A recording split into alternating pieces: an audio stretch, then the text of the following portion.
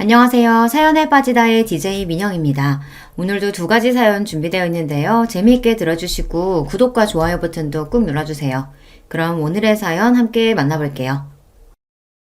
안녕하세요. 대한민국 땅에서 땀 흘려가며 열심히 살아온 70 먹은 사람입니다.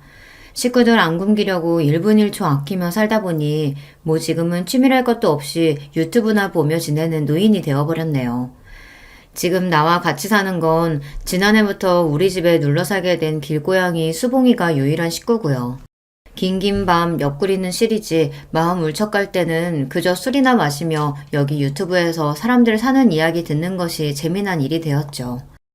저라는 사람은요, 많이 배우지도 못한 데다가 또 가진 팔자가 어찌나 억센지 우아하고 고운말 같은 건 하나도 쓸 줄 몰라요. 그래서 여기 다른 사연자님들처럼 좋은 말솜씨는 없지만요. 최대한 솔직하게 제 이야기를 털어놓겠습니다. 그러니 여러분 제 이야기 좀 한번 들어봐 주세요. 도대체 누구 잘못인지 내가 나쁜 년인 건지 한번 판가름을 해달라 이 말입니다. 저는 총구석 어촌마을에서 태어난 저에게도 부모님, 언니, 오빠, 가족이라 부르던 친정 식구들이 있었죠. 하지만 사고로 일찍이 아버지를 여의고 엄마 혼자 우리 삼남매를 키우셨습니다. 언니 오빠는 가난한 시골이 몸서리 쳐지도록 싫다며 성인이 되자마자 상경하고 자기들 입성이나 챙기고 살았어요.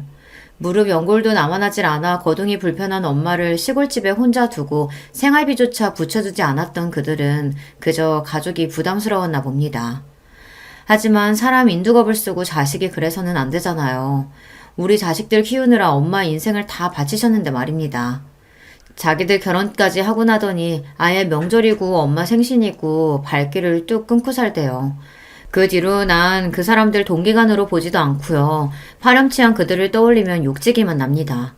그래도 어쩌겠어요. 불쌍한 울 엄니 나라도 챙겨야죠. 20살 때부터 내가 돈 벌어 엄마 병원비 대고 생활비 벌며 모녀 둘이 살았네요. 그래도 결혼해야 한다. 너 가정이 이루는 거 봐야 죽어도 눈 감는다던 엄니는 맨날 나만 보면 시집 타령을 하셨어요. 그러면 전 괜스레 엄마에게 성을 냈죠. 됐어. 나 같은 거 어느 놈이 이쁘다고 데려가겠어요. 결혼 못한 처녀 귀신으로 죽어도 하는 수 없죠. 이렇게 툴툴대며 우악스러운 처녀였던 저도 운명의 사랑에 빠지고 말았죠. 장돌배기처럼 다니는 트럭 장수 남자가 좋아져서 저도 시집이라는 것을 갔으니까요. 그 사람이 결혼하자고 말했지만 난 대번에 거절하고 돌아서 장대비처럼 눈물을 쏟아야 했어요. 너무너무 그가 좋지만 같이 살고 싶지만 혼자 계신 울 엄니를 나까지 버릴 수는 없어서요. 그런데 그 남자는 내가 청혼을 거절해야 했던 이유를 알아채곤 이렇게 말해주었습니다. 난 고아나 마찬가지 아닌가. 당신 어머님 내 친모처럼 여길 테니 결혼하고 모두 다 같이 삽시다. 남자가 그것도 고루하기 짝이 없는 경상도 남자가 이런 결단을 내리기가 어디 쉽겠습니까? 결혼해서 남편 때문에 고생도 많이 했지만 이때의 고마움을 생각하며 원망 한번 안 하고 살았습니다. 남편과 결혼하고 친정엄마와 함께 고향을 떠나 경기도로 와서 터를 잡았어요. 남편이 하던 장사를 저랑 같이 했는데 바구니, 양말 등 1000가지 잡화를 트럭에 싣고 다니며 이 동네 저 동네 다녔죠. 돌아다니며 하는 장사의 고됨은 이루 말할 수가 없었습니다. 그러다 보니 어느새 내 마음속에 소원 같은 것이 생겼죠. 바로 내 가게, 내 점포를 갖고 당당하게 장사하는 것 말입니다. 하지만 만사 느긋한 남편은 장사 수완도 좋지 않고 돈도 잘 못 벌었어요. 아이들 낳고 키우면서 남편 혼자 장사하니까 벌이가 뚝 떨어져서 입에 풀칠하기도 어려웠습니다. 그래서 막내 낳자마자 친정엄마에게 아이들을 맡기고 내가 일하러 나섰어요. 장사꾼으로 살다 보니 여자가 참 갈갈한 성미가 되었지만 누구 돈 떼먹거나 거짓말 안 하고 살고자 노력했습니다. 그렇지만 내가 편하게 살 팔자가 아니었던 모양이죠. 남편은 벼랑간 차 사고가 나서 반년간 식물인간처럼 병원에 누워있다 결국 세상을 뜨고 말았으니까요. 그때가 맏아들이 7살, 막내 아들이 고작 2살 되던 해였습니다. 졸지에 과부에 노모와 세 자식이 딸린 가장이 되어버렸죠. 돈도 못 버는 기존의 트럭 장사를 과감히 접고 남의 식당 주방 일을 하기 시작했습니다. 내가 음식하는 손도 야물고 또 가만 보니 먹는 장사가 제일 많이 남는 것 같아 보였죠. 당장은 내 식당 할 돈도 없고 하니 남의 밑에서 돈도 모으고 장사하는 법도 배우려는 요량이었습니다. 그렇게 일은 악물고 살다 보니 식구들 건사하고 삼남매 대학까지 다 보냈어요. 지금은 나 사는 집 있겠다, 월세 받는 건물까지 있으니 이 정도면 참 잘 살아온 거 아니겠습니까? 그런데 평생을 다 바쳐 자식들 키워낸 내가 말년에 이런 대접을 받을 줄은 정말 몰랐어요. 지금도 그 생각만 하면 울부짖 치솟고 가슴이 미어집니다. 자식 뽑기 운은 완전히 뺑뺑이고 뭐가 나올지 모르겠대요. 첫째 아들과 둘째 딸은 성실하니 일찍 철들어 저들이 알아서 공부도 잘하고 크대요. 문제는 막내 아들이었습니다. 남편이 술 먹고 들어와서 더듬을 때 아주 손모가지를, 아니 다른 곳을 분질러 놨어야 했는데. 주책맞게 이게 무슨 소린지 모르겠네요. 여하튼 간에 그날 막내를 뵈는 게 아니었다 싶은 순간은 셀 수도 없을 겁니다. 꽤 많고 장난심한 녀석이라서 애를 모르는 이웃이 없을 정도로 동네에 소문이 파다했어요. 거 정사하다 말고 어디 가요? 아휴, 내가 복장이 터져서 막둥이 학교 가요. 막둥이 담임선생님이 학부모 상담하자고 전화가 왔지 않아요. 에? 또 가? 지난번 선생님 가방에 개구리 집어넣고 여자애들 체육복 죄 뜯어놔서 불려갔었잖아요. 이번엔 또 무슨 짓을 졌대요? 대머리 교장선생님은 가발에 리본을 묶었다나 뭔 짓을 더 한 모양인데 아우 아주 이놈의 자식 때문에 내가 못 살아. 걸핏하면 막내가 사고쳐서 학교에 불려가야 했어요. 죄송한 마음에 학년이 끝나면 의뢰 담임선생님 가족분들을 제 식당에 모셔서 대접했죠. 선생님, 성태기 자식 때문에 얼마나 노고가 많으셨습니까? 엄마로서 제가 참 죄송하고 고맙고 해서요. 없이 사는 사정이라 드릴 거라고는 이 사죄주 한 잔 올리고 음식 대접하는 것 뿐이라요. 촌지나 내놓지 하는 표정으로 제 초대를 거절한 선생님도 있었지만 대부분 제 정성을 뿌리치지 않고 초대에 응해주셨죠. 성태기가 장난은 곧잘 쳐도 머리 회전이 빠른 놈이니 때려서라도 끝까지 공부시키라던 고마운 선생님도 있으셨습니다. 그 말씀대로 막내 우격 다짐해서 좋다는 학원에 집어넣어 억지로 공부시켰습니다. 공부 안 하고 딴 데로 샜다거나 시시껄렁한 친구들과 어울리면 곧바로 귀때기를 잡고 끌고 와서 빗자루가 부러질 정도로 매질을 하며 강하게 키웠어요. 엄마 말 안 듣고 반항하던 놈도 어느새 맘 잡고 공부하더니 결국 연세대에 합격을 했다는 거 아닙니까? 더 공부 잘하던 지 작은 누나도 한양대에 갔는데 사고뭉치 막내가 이 정도면 성공한 거죠. 우리 동네에서 자식 셋 다 좋은 대학교 보냈다는 이유로 저 가슴 좀 피고 삽니다. 물론 자식들이 알아서 잘한 거지만 과부로 자식 셋을 좋은 대학까지 보냈다는 것이 내 훈장과 같은 것입니다. 하지만 대학 보냈다고 자식 교육이 끝난 것은 아니죠. 어느 날 막내 다니는 대학교 행정처에서 전화가 걸려왔습니다. 여보세요? 네, 최성택 학생 부모님 되시죠? 이번 학기 등록금 납입이 안 되어서 전화드렸습니다. 네? 등록금 미납이라니 그럴 리가요. 분명히 몇 달 전에 학교 갖다 내라고 고지서 적힌 420만 원 애한테 현금으로 줬는데요. 글쎄요. 뭔가 착오가 있었는지 모르겠지만 미납 상태인 거 맞습니다. 이번 주까지 납입 안 되면 학생은 재적 처리될 거라는 거 유념하세요. 아니요. 선생님, 내가 내일 학교 가서 절대로 낼게요. 그러니 학교에서 자르지 말아주셔요. 이게 어찌된 일이냐며 막내에게 따져 물으니 그놈은 막 횡설수설 하는데 결국은 지가 술 먹고 노는데 그 돈을 다 갖다 써버렸다는 거예요. 어휴, 이놈아. 다른 돈도 아니고 대학 등록금이다. 매일 먹어야 하는 내 허리약은 건너뛰어도 너희들 학원비, 학교 육성회비는 어떻게 해서든 안 빼먹고 살았어. 그런데 감히 대학 등록금에 손을 대?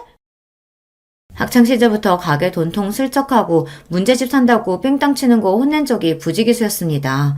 그래도 그렇지 대학교 등록금은 아니잖아요. 열이 잔뜩 받은 나머지 바리깡을 들고 와서 성택이 머리를 아예 빡빡 밀어버렸어요. 니는 정신 상태가 글러먹었어. 대학생이 무슨 군대 나가 뿌라. 여지간해서 말 안 들어먹던 놈이 그때는 충격을 좀 받았던 모양입니다. 진짜로 군대 신검받고 어쩌고 하더니 2달 뒤 입대를 해버렸어요. 현역 육군으로 빡세게 구르다가 정신을 차렸는지 제대하고 나서는 사고 안 치고 대학교 잘 다니다 유명한 회사에 취직까지 했습니다. 아유, 김사장은 좋겠네. 박사님 첫째, 둘째 딸은 대기업 다니고 게다가 돈 많은 집에 시집까지 갔으니. 그런데 속만 썩이는 막내까지 그렇게 큰 회사에 합격했다고? 그럼 저승에서 신랑 만나면 아주 잘 살다 왔다고 큰 소리 뻥뻥 칠 거야. 그러니 지금 죽어도 여한이 없지. 요즘 나 밥 안 먹어도 배가 안 고프다니까. 에이, 그건 오바고. 그 늘어진 뱃살 보면 밥을 영 안 먹지는 않은 것 같은디. 이 사람이 뭐라고? 자식들 모두 제대로 된 인간 만든 것 같아 부모로서 느끼는 뿌듯함이야 이루 말할 수 없을 만큼 컸죠. 비록 큰아들은 외국서 공부하고 귀국한 지 얼마 안 돼요. 아직 미혼이지만 대부분 시집 장가 보내고 나니 이제 진짜 혼자가 되었어요. 같이 살던 친정엄마는 하늘나라에 가신 지 이미 십수년도 되었고 말입니다. 늙은 내 몸 하나만 챙기며 여유있게 사나 했더니 자식 교육은 끝난 게 아니더라고요. 별일 없이 잘 살고 내 용돈까지 붙여주는 첫째, 둘째와 달리 막내는 아직도 내 도움을, 아니 내 돈을 필요로 했어요. 자잘하게 카드값 막아야 한다, 손주에 돌잔치 해야 한다 등등 갖가지 명목으로 수없이 돈을 요구해왔습니다. 결혼할 때 전셋집도 마련해줬는데 5천만 원, 8천만 원 빌려달라 해서 아예 차용증까지 썼다니까요. 아니 큰 회사 다니는 맞벌이가 왜 맨날 돈이 그렇게 부족하냐? 이해가 안 가서 물어보니 내 허락도 없이 며느리는 이미 회사를 간뒀더라고요. 어머님 무서워서 미리 말씀 못 드렸는데요. 아기 낳고 복직하니까 회사 다니기가 너무 힘들어서요. 아휴, 어차피 그만두고 뭐 어쩌겠냐. 그럼 집에서 살림 열심히 하고 서방이랑 자식 실하게 챙겨야 한다. 알겠냐? 그런데요, 엄마 그 봉청동 건물은 한 달 월세가 얼마나 나와요? 갑자기 그거 와 궁금해? 사실 회사 사정이 어려워져서 나도 회사 다니기 여간 힘든 게 아니어서요. 거기 건물 관리를 제가 대신 해주면 엄마도 편하고 나도 그 돈을 생활비로. 턱도 없는 소리 마라. 나도 곧 있으면 70이야. 언제까지 식당 일 하겠냐? 너희 형들처럼 엄마 용돈이니 그런 거 달라고 안 한다. 제발 네 앞가림만이라도 해. 너 절대로 그 회사 그만 못 둔다. 알겠냐? 제가 이런저런 단칼에 거절해버리니 다시는 일 그만둔다는 소리 입 밖으로 꺼내지 않았습니다. 그런데 결국 막내 이놈 큰일을 저지르고야 말았습니다. 어느 날 무섭게 생긴 깡패 세 놈이 우리 가게에 찾아와서 난동을 부렸어요. 최성택이 돈을 빌렸는데 기한이 넘도록 안 갚고 있으니 부모가 대신 책임져야지. 네, 아무리 굶었을지언정 사채에만은 손대지 않았습니다. 사채 빚에 가족들이 뿔뿔이 흩어져서 사람 구실 못하고 사는 경우를 여러 보았기 때문이죠. 그런데 멀쩡한 놈이 뭐가 부족해서 사채비까지 쓴 것인지 당장 막내를 불러다 제대로 혼냈어요. 내가 너를 어찌 키웠는데 맨날 너는 이 어미 속을 뒤집는 거냐, 이 화상아. 나는 다급히 그놈 때릴 몽둥이를 찾아다녔습니다. 그 모습에 겁먹은 막내는 도리어 나에게 이렇게 대들었어요. 엄마 그만 좀 하세요. 우리 때문에 요 모양 요 꼴로 사셨다고 시위하시는 거예요? 왜요? 그때 그 한 아저씨한테 못 간 것도 자식들 때문이라고 원망하는 거죠. 니 미쳤냐? 30년도 더 지난 얘기를 못하라 꺼내. 쭈구렁 방태기가 다 된 나한테 뭐 그런 연모가 남았다고? 어쩌면 과거에 그때 엄마가 자기를 버릴지도 모른다는 두려움 때문에 막내는 아직까지 그 오래된 일이 선명하게 남아있나 봅니다. 한 사장, 이 나이 먹고 말하기 남사스럽지만 저에게도 애를 놓고 재치하고 싶을 만큼 좋아했던 남자가 하나 있었습니다. 1992년도 한방눈이 펑펑 내리는 날 그 남자와 얘기 나누던 기억은 보물처럼 가슴에 묵혀두고 가끔 생각만 했었는데 어디 그 이야기나 해볼까요? 고깃집 식당에서 주방 이모로 있을 때인데 한 사장님은 그 옆 정육점 가게 주인이었어요. 한 사장은 몇 년 전 마누라가 도망친 뒤로 딸 하나를 키우고 살았는데 그 애가 우리 둘째 딸과 같은 나이였던가 그랬습니다. 어느 날 식당 가장 바쁜 저녁 시간에 둘째가 홀딱 젖은 생쥐 모습으로 돌아왔어요. 엄마, 제발 우리 다른 동네로 이사 가면 안 돼요?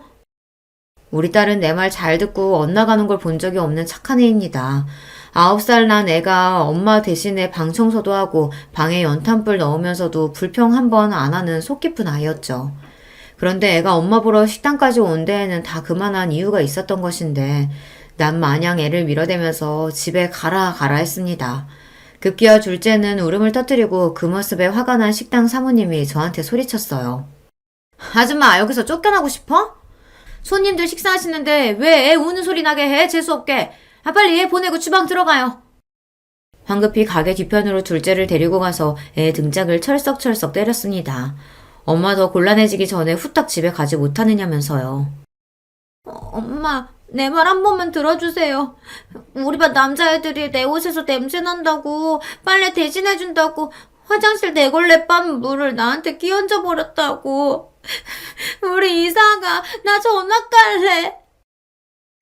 세상에, 어느 쏘글 놈의 자식들이 내 딸내미한테 그런 짓을. 서러워서 꺽꺽 웃는 딸의 모습을 보니 속에서 천불이 나고 네 신세도 엄마 신세 따라가는구나 싶어 울컥한 나머지 딸을 껴안고 나도 같이 울었습니다. 그렇게 딸을 보내고 가게에서 사장님 사모님한테 자리 비웠다고 혼났는데 한이 서리더라고요. 가게 뒷정리를 혼자 다 하고 가게 문 셔터 닫고 의차 일어섰습니다. 그때 눈송이가 하늘에서 나풀나풀 내려오대요. 눈이 참 더럽게 이쁘네. 거지 같은 하루 보낸 내 속은 썩어 문드러질 것 같은데. 저기요. 일 끝났으면 와서 쌍화탕 한 잔 마시고 가요. 일하러 가게 오다니며 그와 마주치면 가볍게 인사나 하던 대면대면한 사이였습니다.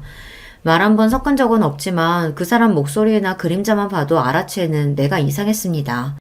동네에서 내가 과부인 걸 다 아는데 외간 남자랑 말 섞고 눈빛 나누다가 이웃들 입방아에 오르면 어쩔까 싶어 조심해야죠. 내가 왜 거기서 차를 마십니까? 집에서 애들이 기다리니 얼른 가야 돼요. 그 집딸이랑 우리 집 딸내미랑 같은 반인 건 몰랐어요? 애들 얘기할 게 있으니 잠깐 와봐요.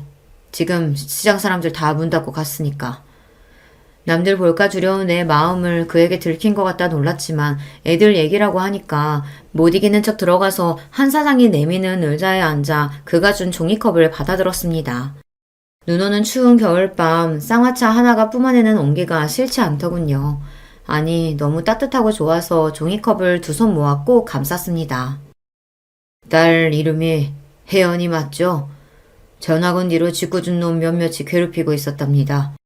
우리 딸이 그 아이 뒷자리라 자주 봤는데 학부모회 하는 엄마 믿고 까부는 놈들이라 담임 선생님도 못 본 척해서 혜연이가 많이 힘들어했대요. 안 그래도 내일 날 박는 대로 학교 가서 그 자식들을 확 죽이 삘라고 했어요. 그놈들 이름이 뭐랍니까? 그때 정육점 가게에 있던 라디오에서 심수봉의 노래가 흘러나왔습니다. 그대 내 곁에 선 순간 그 눈빛이 너무 좋아. 순간 이상한 경험을 했어요. 흐르던 시간이 멈추고 내리던 눈도 멈추고 난로 곁에 앉은 그 사람과 나 둘만 세상에 존재하는 것 같은 느낌. 더 이상 말을 하지 않았지만 우린 느낄 수 있었습니다. 당신과 나 서로 좋아하고 있군요. 노을처럼 붉게 달아오른 얼굴을 보이기 싫어서 냅다 거기서 뛰어나왔습니다. 그날 이후 식당 일 마치고 나오는 시간이면 한 사장이 나를 집까지 바래다 주었습니다. 서로 별말은 안 했지만 원래부터 그런 사이였던 듯이 마치 그래도 된다는 듯이 말이죠. 같이 포장마차 우동을 먹고 걸어가며 이야기하는 것뿐 별다른 짓도 안 했어요. 하지만 소문은 살에 살을 더해져 회개망측해져 버렸습니다. 엄마 진짜야? 식당 사장님이 엄마 갖고 재혼할 거라 했어요. 정육점 아저씨랑 살려는 거지. 나 싫단 말이야. 우리 아빠는 한 분이야. 엄마 결혼하지 마. 다른 두 아이까지 합세해서 애들은 제가 결혼할 거라는 소문을 들었는데 진짜냐고 물었습니다. 아무리 내 새끼들이라지만 그 순간 어느 동네 사람들이 묻는 것보다 나에겐 더 무서웠어요. 내가 뭐 잘못한 것도 없는데 괜히 나쁜 짓 하다 잡힌 범죄자가 나고 애들은 형사 같았습니다. 그렇지만 난 결정을 해야 했어요. 어정쩡하게 한 사장과 이렇게 연애하다가는 시장에서 내 꼴만 우스워지고 애들 앞에 떳떳한 엄마로 있을 수 없으니까요. 어쩐 일로 자네가 날 먼저 만나자 했어? 기분 참 괜찮네. 여기 김치우동이 기가 막히다. 아줌마, 여기 김치우동이랑 소주 한 병이요. 당신 덕에 가슴 떨리고 행복했죠. 그치만 우린 여기까지여요. 난 어디선가 잘 살고 있을 테니 정희 아빠도 건강하게 잘 살아요. 따끈하게 놓인 우동을 그대로 두고서 내 할 말만 내뱉고 혼자 나와버렸습니다. 집에 와서 소주 한 병을 마시며 그날 처음으로 술의 맛을 알게 됐습니다. 이후 외로운 나에게 소주는 유일한 친구이자 한풀이 상대가 되었죠. 곧바로 나는 다른 동네로 이사 갔기에 그 후 한 사장이 어떻게 사는지는 몰랐습니다. 그저 딸 중학교 졸업식 날 먼발치에서 그 반질반질한 얼굴을 본 게 마지막이었어요. 너희들이 새아빠 어쩌고 하는 소리 듣기 싫어서 그 사람 떠난 지가 30년도 됐어. 근데 그게 왜? 내가 왜 너한테 한 사장 얘기를 들어야 하냐? 그거 아세요? 엄마는 지난 세월 고생한 게 다 자식들 때문이라고 생각하니까 작은 실수에도 그렇게 크게 역정을 내시는 거예요. 그 억하심정 때문에 내가 하는 행동 하나하나가 다 미운 거라고요. 언제 엄마가 나한테 따뜻한 말 한마디 건네준 적 있었어요? 그대로 막내는 방문을 걷어차고 집에서 나가버렸습니다. 저 자식이 그래도? 지 잘못한 거는 생각도 안 하고 막내놈은 저렇게 엉뚱한 생각이나 하며 엄마 탓이나 하고 있었어요. 뭐 저도 다 잘한 건 아닙니다. 옛말에 예쁜 자식 매로 키운다고 했어요. 아비 없이 자라 저 모양이라는 소리 듣기 싫어서 우리 애들 교육 더 단단히 시켰습니다. 난 참 엄하고 싫은 소리만 하는 엄마였을 거예요.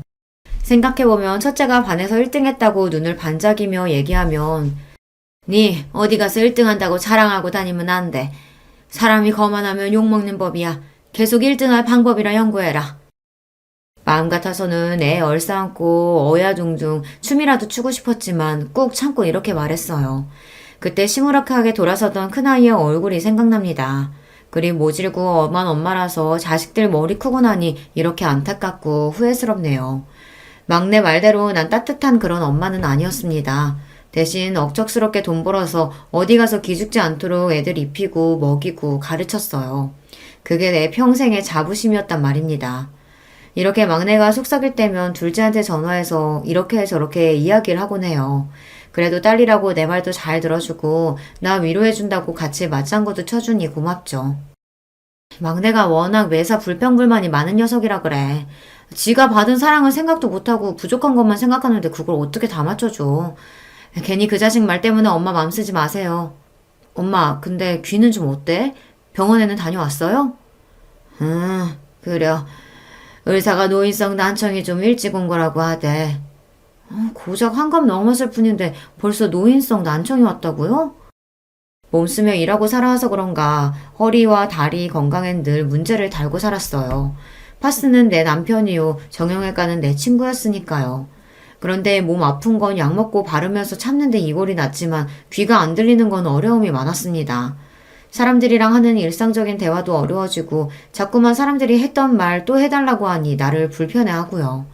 내 말이 잘 안 들리다 보니 원래도 갈갈했던 목소리가 더욱더 커져버렸어요. 얼마 전 버스 타면서 귀를 묻는데 기사 양반이 귀를 막으며 얼굴을 찌푸렸어요. 아, 할머니 조용조용히 좀 말하세요. 귀처 화통을 삶아드셨나 왜 이렇게 크게 말하세요? 난 그냥 하는 말인데도 목소리가 크니까 화난 것처럼 들린다고 주변에서 오해하니까요. 이 생활이 1년, 2년 지나다 보니 단순한 의사소통 문제가 아니라 내 감정에 문제가 생기대요. 야, 내 그 소튼 여기다 갖다 놓으라고 말하지 않았냐? 아이쿠야, 어머니 애 떨어지겠어요. 그냥 말씀하시면 되지 왜 그렇게 성을 내세요? 아니, 난 그냥 말한 것인데. 여보. 잘못한 것도 없는데 시어머니가 화내고 욱한다며 며느리는 제 남편한테 달려가 이르는 꼴이란. 그러면 또 막내 아들놈은 쫓아와서 엄마는 아버지 제사상 도와주는 며느리한테 잘 좀 대하지 이게 뭐냐. 왜 자식들을 못 잡아먹어 안달이냐. 이렇게 저한테 한 소리 해댔어요. 내가 귀머거리 같이 안 들리고 소리 버럭버럭 지른다고 해서 그때부터 자식들이 날 싫어하게 되었을까요? 나도 늙고 병들고 싶어서 그런 게 아니라 늙다 보면 몸이 그렇게 되는 건데 내 입장에서 참 억울해요. 그러다 작년 명절에 막내 며느리와 감정 싸움까지 번진 적이 있습니다. 음식 남기고 버리면 못 쓴다. 남긴 잡채는 싸줄 테니까 집에 가서 데펴 먹어라. 요새 누가 음식을 남김없이 싹싹 먹어요. 우리 친정에서는 남기는 만큼이 교양이라고 하셨어요. 다 먹어치우는 건 옛날 머슴들이나 하는 거라고. 뭐라고? 머슴? 니 지금 시애미한테 천한년이라 하고 하는 기가? 말하는 꼬라고는 아주 지 엄마를 똑 닮아가. 너희 친정에서 그리 가르치더냐? 예전 상견례에서 만났던 안사돈의 불쾌한 기억이 떠올라서 버럭 지르고 말았습니다. 자기들은 서울 태생이라는 이유로 꼴보기 싫게 거만했던 안사돈은 식사 중에 이렇게 말했죠. 음식 먹는 걸 보면 그 집안이 어떤지 다 표가 나는 법이지. 자네 그렇게 허겁지겁 먹으면 가난하게 자란 티 다 나는데 그거 아나? 내 아들에게 이렇게 면박을 주는데 아들은 물론이고 나와 우리 집안을 욕먹이는 말이죠. 그래서 무례한 안사돈에게 큰 소리로 뭐라고 해댔습니다. 어머니는 왜 저희 친정엄마까지 들먹이세요? 예전 상견례 자리에서도 어머님이 우리 엄마한테 소리 지르고 뭐라고 하셔서 제가 얼마나 속상했는 줄 아세요? 그래서 너는 시집오지 몇 년이 된 지금까지 그걸 가슴에 담아두고 시애미한테 화내는 게냐? 그럼요. 그런 게 어디 잊혀지나요? 제가 어머님한테 시집살이 당한 이야기 하려면 밤새도 모자라요. 아주 의문스럽고 앙큼한 며느리지 않습니까? 막말로 그 사돈댁이 먼저 내 체면을 깎아내리는 말을 했었는데 그럼 예예 다 맞습니다 하고 제가 참고 넘어갔어야 했나요? 그런데 며느리는 그 외에도 나에게 억울했던 일, 혼나고 집에 가서 운 일 등등 원망을 퍼부었습니다. 나도 너같이 옹졸한 며느리 필요 없으니까 집에 오지 마라. 꼴도 보기 싫다. 이렇게 며느리 하는 원망 나도 성을 내며 나왔고 며느리와 감정의 골이 깊어졌습니다. 그렇게 왕래 없이 지내던 중 내가 올해 칠순을 맞이했다며 큰아들이 전화를 했어요. 얘기 들으셨어요, 어머니? 응? 무슨? 막둥이가 이제야 철이 드나 봅니다. 저랑 둘째한테 연락 돌려서 이번 어머니 칠순잔치는 자기가 다 알아서 할 거니까 형 누나들은 가만히 있으라고 신신당부하던걸요? 그놈이 무슨 거창한 계획이 있는지 어머니한테 비밀로 모르는 척하라고 신신당부까지 했어요. 그래? 그 녀석 엉뚱하기도 하지. 알았다. 나는 아무것도 몰라요 하고 있으마. 막내 며느리와 다투고 난 뒤 마음이 불편했는데 날 위한 깜짝 잔치를 준비했다는 말에 웃음이 절로 나오더군요. 그래. 우리 막내가 이렇게 자상하고 귀여운 구석이 있었지. 그리고 설레는 마음으로 은근히 칠순잔치를 기대하고 있었습니다. 하지만 난 아주 헛된 꿈을 꾸고 있던 거예요. 아주 개같은 꿈을요. 어느 날 모르는 남자들이 가게에 찾아왔어요. 김순애 여사님 맞으시죠? 그래, 내 이름이 맞는데 무슨 일이시오? 자, 다들 시작하자고. 흰옷 입은 남자 셋이 저들끼리 서로 눈짓을 하더니 한 명씩 내 팔다리를 부여잡고 끌어갔습니다. 이놈들아! 너희들이 누구기에 나를 어디로 데려가는 거냐? 내 아무리 발버둥을 쳐봤지만 젊고 힘이 센 남정네들에게 어찌 할 바가 있었겠습니까? 그대로 끌려가서 병원 마크가 그려진 승합차에 탔습니다. 사람 살려!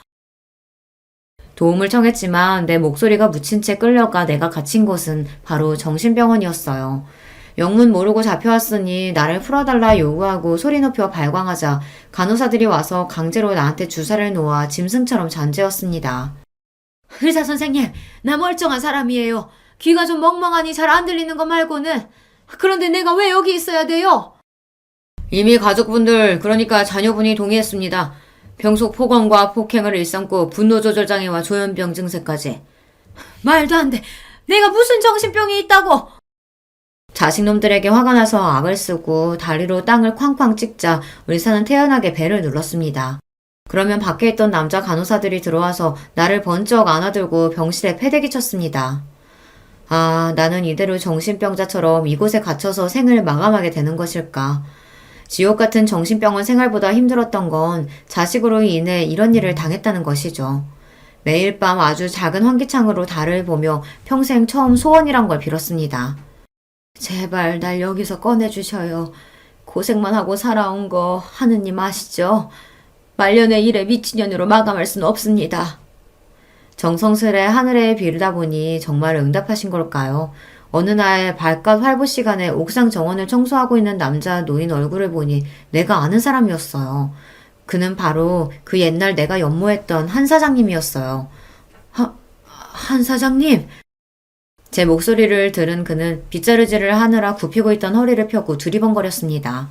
그 얼굴을 자세히 보니 비록 세월의 흔적으로 변했지만 똑똑히 알아볼 수 있었습니다. 내가 기억하는 그 한 사장이 분명했어요. 나를 기억해요? 많이 늙었지만 말입니다. 처음엔 한짝 옷 입은 나를 경계하다가 내 얼굴을 한참 보던 그는 결국 알아봐 주었어요. 알아요, 혜연 엄마. 아니, 수님씨. 저기요, 날 좀 도와주오. 난 한 사장에게 첫째와 둘째의 휴대폰 번호를 불러주며 내 상황을 대신 알려달라고 빌다시피 부탁했습니다. 그의 도움으로 다음날 둘째 딸이 병원에 찾아와서 난 겨우 풀려날 수 있었던 거예요. 혜연아, 아휴, 내가 이 꼴 보자고 아등바등 살아왔다. 차라리 그때 네 아버지 따라 혀 깨물고 죽을 것을. 둘째와 그간 이야기를 나누면서 알게 된 사실이 있었습니다. 막내놈이 아주 이전부터 철저한 계획을 세우고 날 일부러 정신병원에 쳐넣었다는 거 말입니다. 그놈은 저희 형 누나들에게 내가 사라진 일을 거짓으로 속였습니다. 나를 모시고 칠순잔치 호텔로 가던 중 나한테 얻어맞고 정신을 차려보니 자기들이 차에 쓰러져 있고 엄마는 이미 사라진 쥐였다고. 얼마 전부터 치매 증상이 심해진 탓에 이런 일이 벌어진 것 같다고 꾸며낸 거였죠. 심지어 경찰서에 신고까지 했다고 속였대요. 평생 자잘한 거짓말 치고 살아오더니 이렇게 대담한 죄까지 저지를 줄은 나는 미처 몰랐습니다. 엄마가 막내 때문에 정신병원에 갇혀 있었다니 믿을 수가 없어요. 어떻게 사람으로서 그런 짓까지 할 수가 있지? 그래, 나도 믿을 수가 없었다. 그런데 그놈들이 병원으로 날 찾아와서 이렇게 말하더구나. 정신병원에 갇히고 막내동과 며느리가 찾아온 날, 한 사장이 내 옷 속에 몰래 녹음기를 두어 그날의 대화를 남겨놓을 수 있었습니다. 얘들아, 뭔가 일이 크게 잘못된 것 같다. 여기 사람들이 날 이곳에 끌고 왔어. 너희가 나 좀 풀어다오. 자식들이 직접 해명하면 이들도 믿어주겠지. 저희가요? 왜요? 설마 너희들이... 이제야 상황 돌아가는 걸 눈치채셨어요? 세상에서 엄마가 제일 무서웠는데 이 사람들이 나한테 이 방법을 알려줘서 얼마나 살겠던지.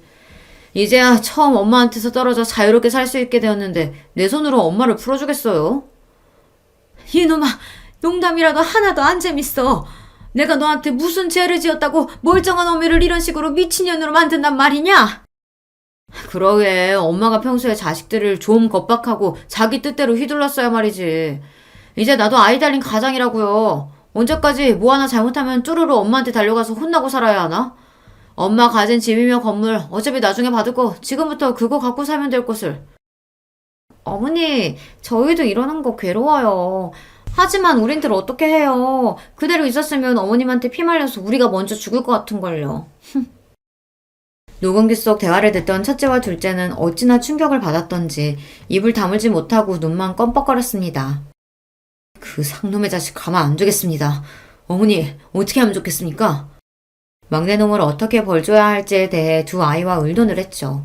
자식을 위해서라면 눈 하나 달래도 줄 수 있었던 어미지만 난 아들, 딸의 조언대로 변호사를 찾았습니다. 변호사님, 자식까지도 않은 막내 호적에서 파주쇼. 법원 판결을 통해 정당한 이유로 인정을 받아야 가족관계 등록부 정정이 가능합니다. 우리나라에서 호주제는 폐지되어서 이제 호적 자체가 없기도 하고요. 그럼 어떻게 방법이 없는 건가요? 그럴 수야 없죠. 의뢰인께서 막내 아드님으로부터 당하신 일에 대해 복수하셔야 하지 않겠습니까?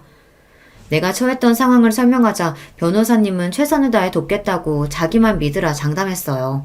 옛말처럼 호적에서 파낼 수는 없었지만 내 뜻을 분명히 막내 자식 부부에게 전했습니다. 변호사가 추천한 대로 법적으로 강하게 말이죠. 더 이상 타이르고 매타작해서 가르치는 게 아니라 어른의 무서움, 부모의 냉정함을 보여줄 차례란 말입니다. 시간이 얼마 흐르지 않아 성태기와 그 마누라는 날 찾아와 빌어댔죠. 하지만 아직도 정신을 못 차렸는지 사죄부터 하지 않고 저들이 처한 상황부터 해결해달라고 하는 꼴이란. 세상에 이런 법이 어디 있습니까? 엄마가 빚쟁이도 아니고 제 쥐꼬리만한 월급을 완료하뇨. 그렇게 가져가시면 우리 식구들은 어떻게 살라고요? 엄마 그렇게 매정한 분이셨어요? 우리 최 씨 집안에서 당신은 내 자식이 아니요. 나한테 빌려간 돈 안 갚으면 압류해서라도 받아야지. 안 그러니 얘들아? 당연하죠. 성택이 너 사람이 그러면 안 된다. 어? 저희 도와주실 거 아니면 고모는 좀 빠져주시죠. 어머님, 우리는 어머님이 진짜 치매가 세게 온 줄 알고 7차 병원에 갔던 거지 다른 뜻은 없었어요. 그러니까 제발 노여움 푸시고. 참나. 이봐요 재수씨. 우리한테 와서 뭐라고 했죠? 엄마 실종 신고하고 안 들어오면 엄마가 소유했던 집이며 건물 다 당신들이 관리하겠다고 우리 설득하려고 들었지. 결국은 엄마 재산 노리고 정신병원에 감금해놓고 어디 뻔뻔하게 얼굴을 들고 다니는지 원. 뭐? 형! 말이면 단 줄 알아? 형이나 누나도 우리랑 다 같은 흑심 품었었잖아. 겉으로는 착한 척, 엄마 걱정하는 척 하면서 실은 속으로 엄마가 실종되고 사망 처리되길 바랬던 거 아니야? 형도 엄마 유산 바랬던 거 아니냐고. 막내놈이 형에게 대들자 아예 두 아들놈은 멱살잡이 하는 상황까지 오고야 말았습니다. 그 광경을 보니 내 속에서 불이 나더라고요. 나도 모르게 막내놈의 뺨을 후려 쳐버렸습니다. 어디 내 장남 멱살을 잡아? 아저씨가 뭔데? 당장 내 집에서 나가라. 분명히 말하지만 너희는 내 자식 아니니까 이 집에 찾아오지도 말고 내 돈이나 얼른 갚아. 안 갚으면 계속 그렇게 월급 차압 당할 거라는 것만 똑똑히 알고. 변호사의 조언대로 채권 강제 집행인가 하는 법원 명령을 받아 아들의 월급 380만 원 중 절반을 차압했으니 저들이 먹고 살기 힘들기도 하겠죠. 하지만 불효막심한 막내에 대한 단죄는 이것이 끝이 아니었습니다. 두 남매가 나를 위해 진짜 칠순잔치를 준비해서 서울 강남의 유명한 호텔에서 흥겨운 시간을 보내고 있었죠. 당연히 막내는 그 자리에 초청하지 않았고요. 그런데 둘째 손주들의 귀여운 축하 노래 중 어찌 알고 왔는지 막내 아들과 며느리가 그 잔치에 들어왔어요. 설마 미운 내가 보고 싶어서 칠순잔치까지 왔겠습니까? 뭐 월급 압류 풀어달라 사정할 목적이었겠죠. 내 자식이지만 이젠 나도 그 시꺼먼 속내에 속아 넘어가지 않습니다. 이 자리에 있어서는 안 될 사람들이 왔네. 첫째야 둘째야 쟤네 끌어내라. 저도 자식이에요. 하나뿐인 어머니 칠순잔치에 아들인 제가 빠져도 되겠습니까? 아, 그러세요? 어쩌나? 사실 나는 자식이 둘뿐이었어요. 거기 자네들은 내 모르는 사람이니 이 좋은 잔치에서 나가주실랍니까? 정말 왜 이렇게까지 하시는 거예요, 엄마? 차라리 원래 엄마 성미대로 메타적하고 차라리 욕을 날리세요. 안 어울리게 서울말 쓰며 자식인 우리한테 존대하시냐고요. 진짜 소름 끼치게. 나는요. 나랑 하등 상관없는 남한테는 그래도 예의 지키고 사는 년입니다. 그쪽이랑은 완전히 남이니까 이러죠. 뭐 이렇게 내 잔치에 온 김에 거기 차린 뷔페나 먹고 가요.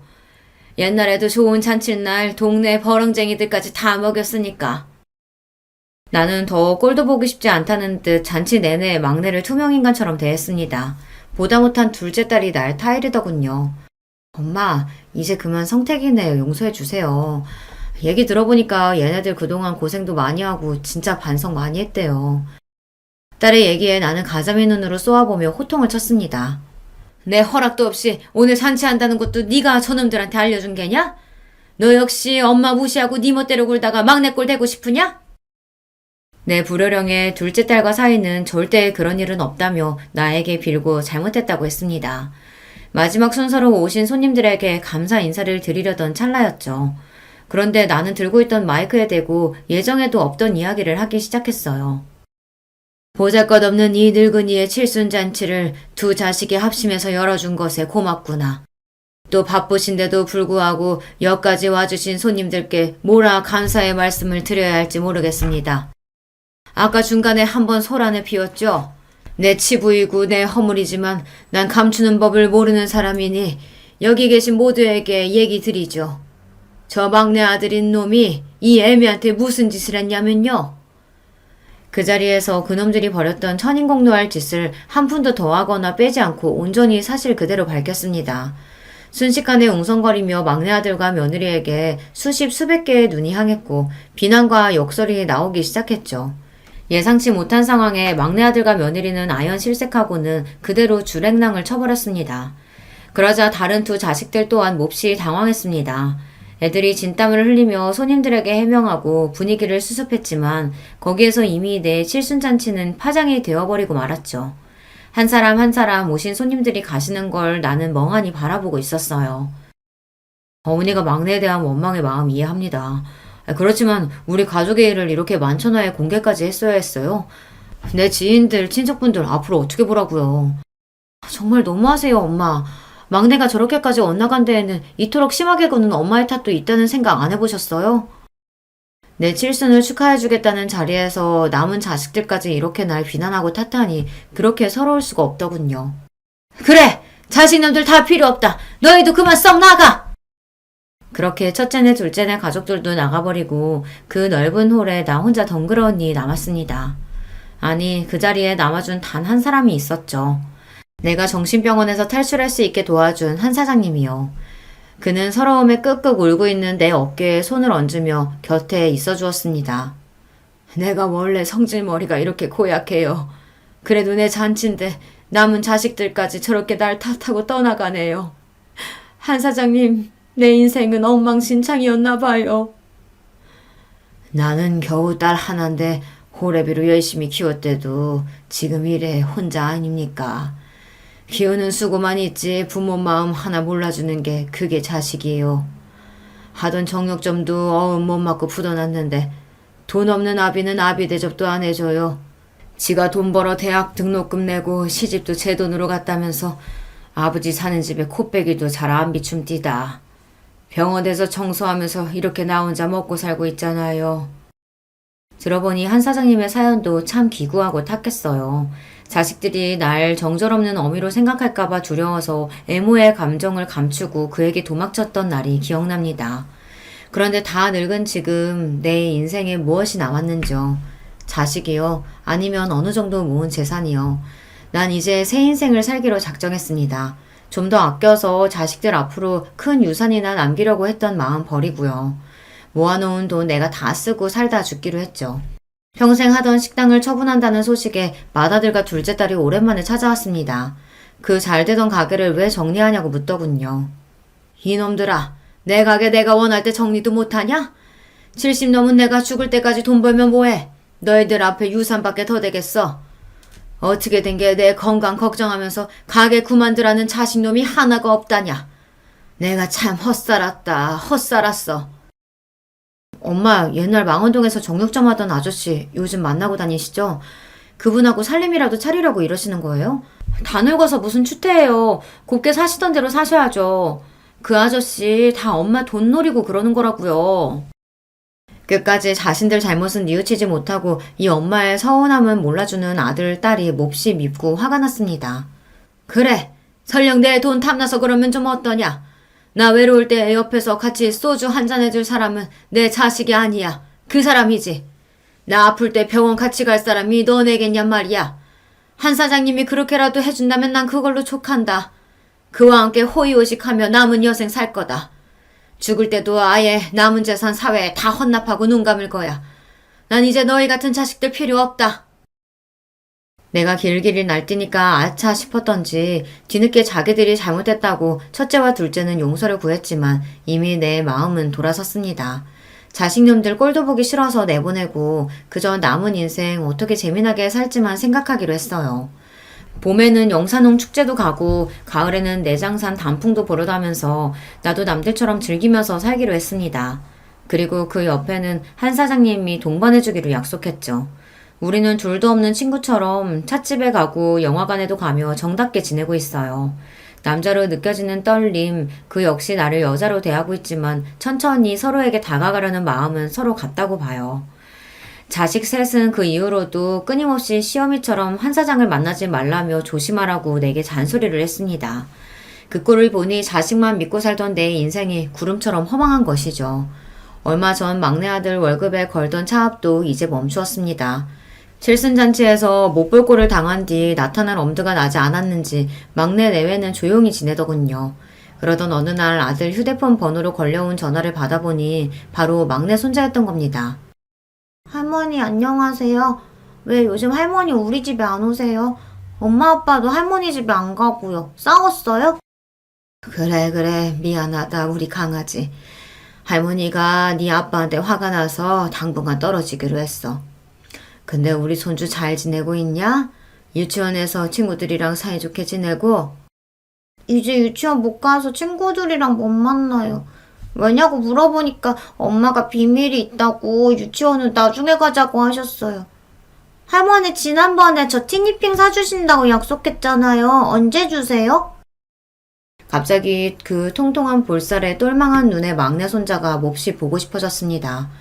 화가 난다고 이제 자식들 다 필요 없다고 마음의 빗장을 걸어 잠궜지만 천륜을 어찌 끊겠습니까? 손자의 목소리를 들으니 단숨에 달려가서 손자도 안아보고 아들 얼굴도 보고 싶더군요. 내가 압류까지 해버려서 손자 유치원도 못 보내는 게 아닌가 싶어서 변호사에게 연락해서 압류를 해지했어요. 그 일이 있고 난 얼마 뒤 주말 낮에 막내 아들이 집에 찾아왔습니다. 우리 막내 손자도 데리고 말이죠. 아이고 우리 강아지 할머니 보러 왔어? 나도 모르게 신발도 안 신고 뛰쳐나가서 손주를 얼싸안고 집으로 들어왔습니다. 정신병원 사건 이후 처음 아들에게도 엄마처럼 대했고요. 손자와 한참 이야기를 나누고 있는데 아들은 무릎을 계속 꿇고 똥 마려운 강아지처럼 불편하게 있었습니다. 됐다. 왜 그렇게 불편하게 앉아있노? 편히 있어라. 막내 아들은 갑자기 얼굴을 바닥에 묻고 엉엉 그야말로 대성통곡을 했습니다. 이 어미가 그리 서럽게 있냐? 석고대죄까지 안 해도 된다. 얼마 전에 월급 압류 풀어주셨더라고요. 감사합니다. 제가 정말 아주 못난 놈이었죠. 형 누나처럼 효자의 반듯한 놈은 못됐어도 그렇게 막 나가는 불효까지 해서는 안 됐는데 절 용서해 주세요. 이제라도 알았다면 앞으로 네가 어쩌는지 내 눈 부릅뜨고 지켜본다. 그러고 네 형 누나도 뭐 그리 효자 아니다. 아니 못나게 굴어서 그놈들도 지금 자식처럼 안 보고 있지. 너나 그것들이나 크게 진배 없다. 손자가 그리 갖고 싶었던 장난감도 사주고 아들이 좋아하는 갈비찜 밖에서 사 먹이고 돌아왔습니다. 가만히 내 속이 어떤가 들여다보니 막내 아들에게 맺혀있던 한해 응어리가 많이 풀어져 있더군요. 이게 어미고 끊지 못하는 천륜인가 싶습니다. 하지만 그렇대도 아직 막내가 저지른 죄를 완전히 용서한 건 아닙니다. 이놈이 진심으로 뉘우치는 것인지 아니면 그런 척 어미를 속이고 정신 못 차리고 있는 것인지는 좀 더 지켜봐야죠. 전처럼 자식들 필요한 거 다 해다 바치고 모든 애들 입장에서 생각하던 것은 이제 나 안 할랍니다. 예전 같으면 자식들 무서워서 남자친구는커녕 친구도 잘 못 만났는데 지금은 자식들이 뭐라든 한 사장님하고 가깝게 지내니까요. 이쯤에서 구독자 여러분께 묻고 싶네요. 여러분이 저처럼 정신병원에 가둔 자식이 있다면 그놈을 용서하고 전처럼 받아들이실 수 있으신지요? 그래도 자식이라고 품어주려는지요? 자식들이 엄마가 변했다고 노망이냐며 서운하다고 나오는데 제가 뭐 그리 잘못한 것입니까? 나도 헷갈리고 마음의 갈피가 안 잡힙니다. 어떤 날은 그래도 내가 어미고 우덜인데 허물 다 덮고 자식들 봐줘야지 싶다가도 서운함이 가시질 않아요. 그래서 감히 여러분께 여쭙고 싶어요. 첫째와 둘째 그리고 이 막내놈을 용서하는 게 맞습니까? 아니면 저들이 뭐라곤 유산이고 뭐고 남기지 않고 제 마음대로 다 쓰다가는 게 맞나요? 여러분께서 댓글로 저한테 조언을 좀 해주세요. 도대체 내가 뭘 잘못해서 자식들이 이렇게 되어버린 건지, 만약 100% 자식놈들 자식이라 이렇게 된 거면 내가 뭘 어째야 좋을지 말입니다. 여러분께 내 자식들 못난 점까지 드러내며 이렇게 간곡히 고민 상담을 부탁드리니 송구하네요. 하지만 불쌍한 노인네 도와준다는 마음으로 지나치지 마시고 이야기 좀 보태주셔요. 그럼 전 여러분만 믿고 이제 글의 문을 닫을게요. 제 사연 들어주셔서 참으로 감사합니다. 안녕하세요. 저는 얼마 전에 할머니가 된 기쁨을 누린 사람입니다. 살다 보니 이런 날도 기어이 오더라고요. 제가 유튜브에서 가장 좋아하는 채널에 제 지난 이야기를 사연으로 한번 보내어 봅니다. 아직 인생을 통달했다고 말하기에는 너무 부끄럽긴 하지만 그래도 할머니까지 된 입장으로서 인생이란 뭔가를 얘기해 보자면 저는 내 이야기 하나 제대로 들어줄 사람 만나기가 생각보다 쉽지 않은 것, 이게 바로 인생이라고 생각해요. 저는 워낙 타고나기를 활기차고 왈가닥인 소녀였어요. 가진 것에 비해서 늘 꿈이 비대하기도 했었답니다. 속으로 늘 오빠보다 제가 낫다고 여기면서 친정 부모님이 뭐라고 하시든 콧대가 쉬이 꺾이지 않는 딸이기도 하였고요. 그런 나날을 보내던 중 제가 중학교 시절에 동생이 태어났습니다. 집안의 막내였고 늦둥이였죠. 제 여동생 새별이가 태어나는 바람에 저는 고등학교에 진학을 못하게 되었습니다. 동생의 탄생과 고등학교 진학 무산이 대관절 무슨 상관이냐고요? 저희 친정처럼 형편이 애매하게 안 좋았던 집들에게는 상황에 따라 자식의 거취가 시시각각 바뀌는 게 잘만 일어나는 현상이었습니다. 갑자기 아기를 키워야 되는 집이 되었으니까 제가 고등학교로 가는 게 비효율적이라고 친정 부모님은 판단하셨던 것이었죠. 내가 고등학교 가는 것을 얼마나 손꼽아 기다렸는데 청소한 여고생이 되어보고 싶었건만 그 꿈이 이렇게 무산되는구나. 부모님께 대들고 반항을 해보자니 집안 형편이 지금 어려워진 것 같고 출산 이후로 엄마의 건강도 좋지 못하시고 그런 상황이라 말대꾸도 못하겠어. 이건 어쩔 수가 없구나. 눈물을 쓰게 삼키며 고등학교 진학을 단념했던 날 아무도 몰래 저는 동네의 뒷산에 가서 눈물 콧물을 다 흘리며 오열했습니다. 이 세상에서 제일 가는 비련의 여주인공이 된 것 마냥 불행한 스스로에 취해서 많이 울었었네요. 그렇게 울고 나니까 얼마나 배가 고프던지 집에 돌아가는 길에 이웃집의 밭에서 과일 서리를 하나 몰래 하고 말았는데 낌새를 느낀 것인지 주인이 집에서 얼른 나오길래 안 들키려고 미친 듯이 내달렸다가 돌부리에 걸려 넘어져서 다리에 상처가 났었죠. 그런데 그 상처가 제가 나중에 결혼하고 애를 낳을 때까지도 흉터를 남긴 채였어요. 볼 때마다 얼마나 기가 막히던지요. 혼자 괜히 폼 잡겠다고 뒷산에 가서 울지만 않았어도 배가 안 고팠을 거예요. 그러니까 저는 희한한 쪽으로 많이 튀는 애였던 것 같아요.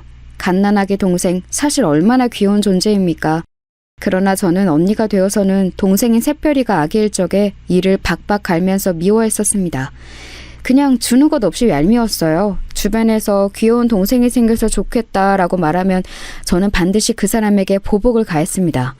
이런 나쁜 언니에게 잘못 걸린 제 동생 새별이 과연 무사히 클 수 있었을까요? 이를 박박 갈면서도 손으로는 똥오줌 싼 거 다 처리해주고 눈빛은 얄미워 죽겠다고 원망을 하면서도 손으로는 옷을 갈아입혀주는 그런 언니가 저였기 때문에 새별이는 무럭무럭 자랄 수 있었답니다. 솔직히 제가 아니었으면 그렇게 잘 크기 힘들었을 거라고 저는 감히 자부할 수 있어요. 왜냐고요? 당시 친정엄마는 출산 후유증으로 힘들어하셨고 몸이 좀 나아지신 이후에는 저에게 네가 참 동생을 잘 보내라는 짧은 감상이나 남겨주시면서 모든 육아를 본격적으로 전가하셨거든요. 저는 새별이 이전에 동생이 없었는데 저라고 아기를 잘 돌보는 법을 알았겠나요? 전혀 몰랐지만 그냥 책임감, 의무감 같은 걸로 열심히 했던 것뿐입니다. 지금 생각하면 정말 고단했던 시기였네요.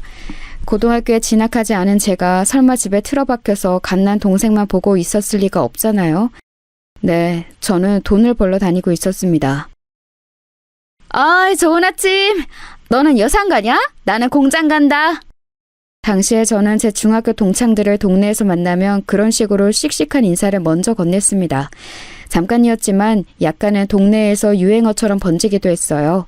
넌 여상? 난 공장. 이런 식의 제가 만들어낸 표현이었는데 사람들이 제 흉내를 내면서 꽤 썼었습니다. 당차고 야물딱짓하면서 동네 어른들은 다 저를 좋게 봐주셨던 것 같아요. 하지만 제 속은 조용히 문드러지고 있었답니다. 저는 공장이 아니라 친구들이 다니는 여상을 다니고 싶었거든요.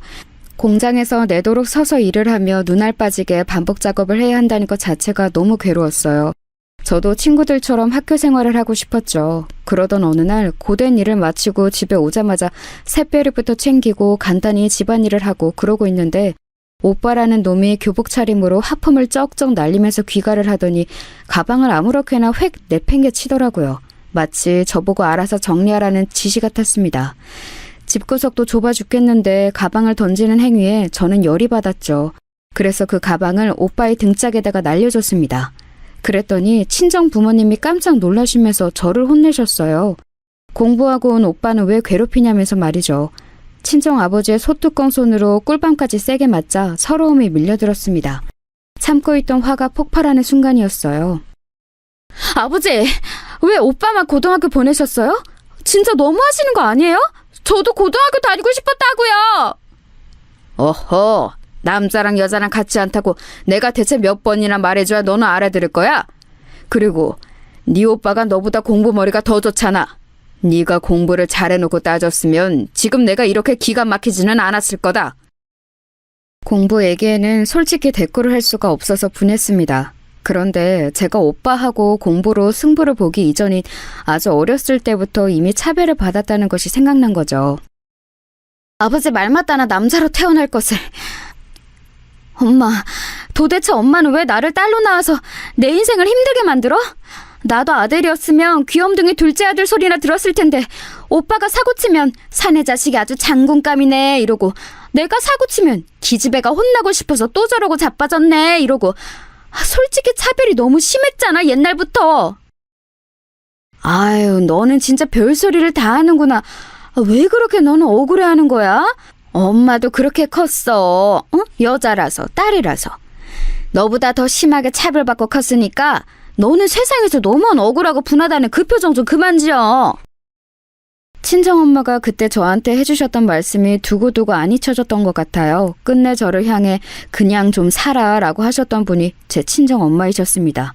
곱씹을수록 제 마음속에서 메아리가 되어 울려 퍼졌어요. 너만 억울한 거 아니니까 그냥 참으라는 그 논리가 정말이지 어이가 없었죠. 한참을 곱씹던 저는 동생을 품에서 재우며 이렇게 말을 해주었습니다. 야, 너는 나보다 한참 어리니까 네가 내 나이가 되었을 쯤에는 뭔가 달려져 있지 않을까? 아무튼 너는 딸이라서 서럽고 눈물나게 살지 마라. 결심을 하나 했는데 내가 오늘부로 너를 후계자로 딱 찜했어. 이게 무슨 말이냐 하면 앞으로 네가 나의 병기가 되어서 활약하는 거야. 내 병기로 성장해서 내 억울함을 네가 다 풀어줘. 알았지? 내가 팍팍 밀어줄게. 그러자 품 안에서 어린 새별이가 배시시 웃었어요. 알아들은 것도 아닌데 그렇게 웃은 게 너무 신기했죠. 집이 좁은 탓에 제 작은 목소리를 옆에서 다 듣고 계셨던 친정엄마는 고개를 저으셨습니다. 아유, 애한테 이상한 소리 마. 병기 같은 소리 하고 있네. 그리고 애가 뭘 알아듣기라도 하니? 왜? 못 알아들으면 이상한 소리 해도 되는 거 아니야? 너는 대체로 말을 상대방에게 한마디도 안 지는 편이야. 네 스스로 이 점을 알아야 돼. 지금은 네가 어리니까 단순히 객기라고 어른들이 받아줄 수 있지만 시간이 지나면 너도 바뀌어야 할 거야. 알았지? 그런데 아무튼 엄마는 네가 있어서 다행이라고 생각은 해. 너 없었으면 누뚱이는 나을 엄두도 못 냈을 것 같네. 고맙다 우리 딸. 친정엄마는 어색하고 민망해하시면서도 저에게 그날 고맙다는 인사를 남몰래 해주셨어요. 새별이의 존재 때문에 여러모로 제 상황이 꼬여버렸는데 동생이니까 소중하기는 하고 친정엄마에게 고맙다는 인사도 처음으로 들어보고 이런 상황이니 저에게 새별이는 애증의 존재로 자리 잡았던 것 같습니다. 좋으면서도 미우면서도 귀찮으면서도 아주 그냥 복잡 미묘했죠. 그런데 제가 성인이 되고 나니까 애증이라는 감정도 자연스레 옅어지더라고요. 제가 더 이상 10대 소녀가 아니기 때문인 듯 싶었었네요. 공장일을 전전하던 저는 지인의 소개를 통해서 첫 사무직으로 드디어 입성을 이뤄냈었는데요. 저에게 참 잘해주던 30대 초반의 남자 상사가 있었어요. 어리다고 중졸이라고 단순 업무직이라고 저를 무시하는 남자들 틈바구니에서 그분의 존재감은 남달랐습니다. 속으로 많이 동경하고 있었죠. 그런데 어느 날 그분의 부인이 저보다 겨우 3살 많다는 사실을 우연히 알게 되었습니다. 이것도 놀라웠는데 더 대단했던 점은 아이가 이미 5살이라는 사실이었어요. 충격을 받았죠. 이거 완전히 도둑놈 아닌가 싶어서 그분이 달리 보이기 시작하였고 더불어서 제 동생 새별이가 새삼 어려도 너무 어리다는 것을 깨우치게 되었죠. 자칫 제가 남자와 불장난을 저지르는 사고를 쳐버렸으면 이미 새별이 나이 수준의 아이가 있었을지도 모른다는 가정을 해보니까 앞으로는 그냥 새별이를 내 새끼라고 생각하고 무조건 잘해줘야겠다는 생각이 확 들더군요. 사회생활을 핑계로 폼 잡느라고 성인이 된 이후로는 어린 동생 뒤치다거리에서 졸업하고자 아둥바둥 난리도 아니었었는데 생각을 고쳐먹고서 어리디 어린 동생에게 잘해주고자 했어요. 그러고 나니까 눈에 보이더라고요. 새별이가 얼마나 대충 방치되어 대충 자라고 있는지 말입니다.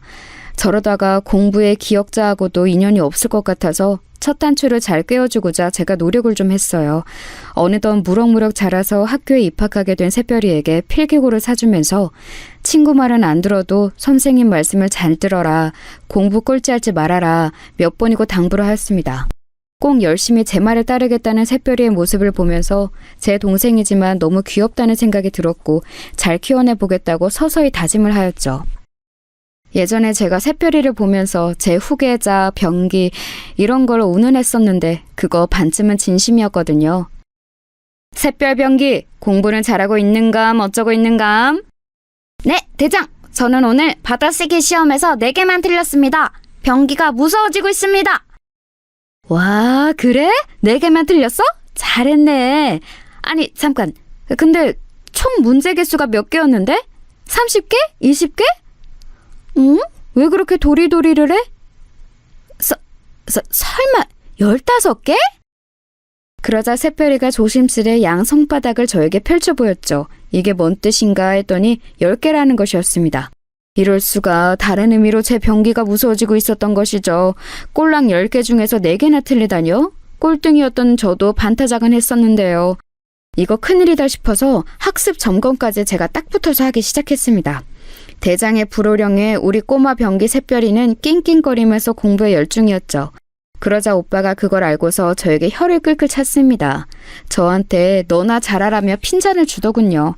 하지만 그래봤자 새별이는 자기 오빠보다 언니인 저를 더 좋아하고 따랐습니다. 하도 시험 문제를 많이 틀린 날에는 저한테 손바닥도 맞았는데 그럼에도 단 한 번 오빠가 언니보다 좋다느니 하는 말을 농담으로라도 하지 않았어요. 제가 엄마 같은 존재였기 때문일 테죠. 기특한 맛이 있어서 저는 이제 새별이를 위해 돈도 야금야금 따로 모으기 시작했습니다.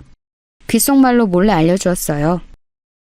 새별아, 너 이 다음에 대학 간다 그러면 언니가 돈 대줄 테니까 너는 마음 놓고 공부만 열심히 하면 돼. 알았지? 이 대장만 믿어. 그러자 그게 왠지 듣기 좋았는지 새별이가 이름 따라서 눈을 반짝반짝 빛냈습니다. 왈가닥이라는 오명을 점차 씻어내며 나이가 들수록 멋진 언니가 되어가는 저였건만 이런 대견한 딸에게 친정부모님은 어떻게든 돈 뜯어낼 궁리만 하셨어요. 그렇기에 제가 새별이를 위한 미래 자금도 몰래 모을 수밖에 없었던 겁니다. 두 분 다 저에게 걸핏하면 돈 좀 있냐는 얘기를 하셨습니다. 밥 먹었냐는 질문보다도 더 많이 하셨을 거예요. 그런데 어느 날 직장 내에서 저를 무시하는 인간들 때문에 너무 짜증나고 피곤했던 하루를 보내고 집에 왔는데 친정 부모님이 저를 보시자마자 용돈 얘기를 꺼내신 거예요. 어두침침한 딸의 안색은 안 보이고 돈줄로만 보이셨던 걸까요? 화딱지가 나더라고요. 암만 생각해도 너무들 하시네. 어렸을 때부터 그렇게 차별하고 부려먹고 돈까지 일찍 벌게 하더니 이제는 용돈이다 뭐다 하는 각종 명목으로 다 뜯어가시려고? 두 분 다 작작하세요. 너 부모 앞에서 말하는 꼬라지가 그게 뭐야? 너는 당최 언제나 철이 들래? 제발 의젓한 네 오빠의 반만 닮아봐라. 오빠 얘기 마침 잘 나왔네요. 아버지, 왜 저한테만 돈 그놈의 돈 타령을 하세요? 오빠는 이제 막 직장 잡았다지만 그래도 벌이가 저보다 낫잖아요. 돈은 오빠한테 달라고 하셔야죠. 어허, 장남은 장가를 가야 하니까 안 돼. 돈을 한 푼이라도 더 모아야 하는 네 오빠하고 너하고는 다르지. 네? 그럼 저는 돈을 안 모아도 되나요? 저는 시집 안 가요? 제가 노처녀로 늙어 죽기를 바라시는 거예요? 두 분 뒷바라지만 실컷 하다가? 남자하고 여자가 어떻게 같아? 남자는 장가 들 때 다 책임져야 하지만 여자는 그렇게 안 해도 된다. 출가 외인이라서 크게 상관없어. 아버지, 그럼 뭐예요? 저는 결혼할 때 드는 비용을 다 부담할 남자를 낚아채라는 그런 말씀이세요? 그럴 거면 예쁘게라도 낳아주시든가요. 두 분을 너무 닮아서 제가 외모가 별로 대단하지 않잖아요. 예쁘게 못 낳으실 거면 웃기게라도 낳아주셨어야죠. 그랬다면 제가 방송국의 문턱이라도 넘었을 텐데요. 그래서 지금 부모 탓이라는 거야? 너 이거 불효야, 불효! 부모가 자식 취급하는 게 너무하니까 자식도 불효이든 뭐든 할 수밖에 없죠. 금 나와라 뚝딱, 은 나와라 뚝딱 하는 방망이도 아니고 왜 저를 자꾸만 돈 나오는 방망이 취급하세요? 왜 저를 멋대로 휘두를 수 있는 방망이로 보시는 건데요? 그 방망이 잘못 회전해서 두 분을 칠 수도 있어요. 한순간에 감정이 확상해서 파국으로 치달을 수 있는 게 가족이죠. 저는 그날 폭발해서 막말을 쏟고 말았고 친정아버지가 열받아서 날리신 귀싸대기를 얻어맞았습니다. 맞고 나니까 진짜 서럽더라고요. 그래서 저는 절대로 제 자식들을 손으로는 직접 안 때리고 키웠네요. 옆에서 지켜보시던 친정엄마가 나셔셨고 이때가 점점 친정엄마의 건강이 살짝 안 좋아지고 계셨던 시기였기에 친정아버지는 화를 더 못 내시고 씩씩거리기만 하셨습니다. 찜찜하게 일단락된 상황을 뒤로하고 돌아서는데 제가 당황하고 말았죠. 새별이하고 눈이 딱 마주친 거예요. 모든 상황을 어린 동생에게 다 보이고 말았다고 생각하니까 너무 창피해서 죽고만 싶었네요. 새별이의 난처한 눈빛을 보기 민망해서 집을 나갔다가 앞에서 담배를 피우고 있던 오빠를 마주쳤습니다. 근데 오빠가 저를 비웃었어요. 하, 꼴 좋다. 내가 너 왠지 아버지한테 한 대 맞을 것 같더라. 내 예상대로 되네. 야, 네가 이런 집에서 벗어나고 싶거든. 시집을 잘 가면 돼. 그러면 지난날이야 어쨌든 간에 네가 이기는 거야. 그런데 너는 아무래도 시집을 이상하게 가서 망칠 것 같다. 사람 보는 눈이 일단 개판인 것 같거든. 갑자기 왜 악담을 하고 그래? 오빠가 뭘 한다고 그딴 소리를 짓거리는 거야? 내가 그렇게 될 거라는 여기는 근거 하나라도 있어? 근거? 당연히 있지. 무슨 말이 필요하겠어. 너는 딱 봐도 박복할 관상이야. 관상 같은 소리하고 자빠졌네. 오빠 관상은 그렇다면 간신배 관상이야. 눈썹이 얍삽하게 생겨먹었잖아. 그러니까 괜찮은 여자하고 맺어질 리가 없지. 그 바람에 오빠하고도 간만에 된통 다퉜습니다. 서로에게 유치한 맹공격을 퍼부었지요. 그날 밤에 자려고 누워서는 나이 먹고 이게 뭐하는 짓인가 싶어서 스스로가 한심해 죽는 줄 알았습니다. 새별이에게 아버지한테 귀싸대기나 얻어맞는 모습을 보인 것도 민망했고요. 그런데 이틀 뒤 새별이가 저에게 밥상을 차려줬습니다. 뭔 요리를 할 줄 안다고 밥을 차렸냐고 하니까는 자기는 다 잘한다면서 배시시 웃더라고요. 갓난 아기일 적에도 꼭 저렇게 웃었었는데 가슴이 뭉클했네요. 저한테 힘내라면서 밥을 차려준 새별이의 마음씨가 너무 기특했어요. 나 위로해줘서 정말 고마워. 그런데 너는 이런 거 잘할 생각을 하지 말고 공부를 잘할 생각을 하면 더 좋아. 알았지? 언니, 내가 공부 잘하면 좋은 대학 가면 성공하는 거 맞아? 콕 찍어서 그렇게 물어보면 내가 할 말이 없어지는데. 하지만 확실한 건 좋은 대학을 안 가는 것보다야 가는 게 낫다는 거지. 네 인생에서 고를 수 있는 선택지 자체가 달라질 테니까. 새별아, 내가 얼마나 대단한 고난과 시련을 겪으며 살아왔는지 알지? 네가 나 대신 멋지게 활약을 해줘야 내가 한이 풀린다고 그랬었지? 응, 언니. 어제 언니 혼나는 모습 보니까 진짜로 대단한 고난과 시련을 겪어온 게 맞는 것 같아. 나 앞으로 언니를 생각하면서 더욱 공부 열심히 할게. 오빠보다도 성공할 거야. 너 말 잘했다. 바로 그거야. 오빠보다 성공하는 거지. 내가 너를 후계자로 지목하고 병기로 키우는 보람이 있네. 제가 너스레를 떨자 동생은 수저를 내려놓은 손을 자기 머리 옆에 가져다 대면서 충성 제스처를 해보였습니다. 자기는 저를 영원히 대장으로 따를 거라고 했습니다. 귀엽고 착실한 새별이에게 떳떳할 수 있도록 제가 멋지게 살았다면 아주 좋았을 텐데. 애석하게도 오빠의 말이 어느 정도 맞아떨어지고 말았어요. 그건 바로 제가 상당히 별로라고 할 수 있는 결혼을 선택해버린 것이었습니다. 남편의 능력도 별로였고 시댁이라는 집단은 말할 것도 없었지요. 도대체 왜 그딴 어이없는 선택을 했냐고요? 여러분께만 솔직히 당시 제 심정을 밝혀볼게요. 사실 저는 남편의 얼굴, 이거 딱 하나만 보고 결혼을 했습니다. 그래서 그 사달이 났던 겁니다. 저 나름 그렇게 생각이 흘러갈 수밖에 없었던 이유가 있었어요. 가만 보니까 저희 친정 부모님뿐만 아니라 외가와 친가들 다 통틀어서 살펴봐도 외모들이 썩 희망적이지 못했어요. 그나마 제 동생 새별이가 오밀조밀 귀여운 느낌이라도 있는 얼굴이었죠. 역시나 제 병기 나왔습니다. 아무튼 저는 냉정하게 외모를 평가한 뒤 생각했었던 거예요. 치밀해야겠는데? 나는 다른 건 몰라도 잘생긴 남자를 만나는 게 이세를 위하는 길인 것 같아. 애를 안 낳고 살 거라면 모를까. 애를 낳을 거라면 잘생긴 남자를 만나야 돼. 대단하지 않은 외모라서 슬픈 것, 이 굴레는 내 손에서 끊어낼 거야. 제가 그런 의욕을 활활 불태우고 있을 때 제 주변에 아는 언니들이 기름까지 들이부었습니다. 거의 다 유부녀들이었거든요. 남편의 외모가 얼마나 결혼 생활에 지대한 영향을 미치는지 저에게 침이 마르도록 설명을 하였어요. 귀가 솔깃했죠. 다들 그렇게 말을 했습니다. 남편이 못생기면 부부싸움 할 때 2배로 열받는다고요. 하지만 남편이 잘생기면 몹시 화가 났을 때도 그냥 내가 참을까라는 생각부터 든다고 그랬습니다.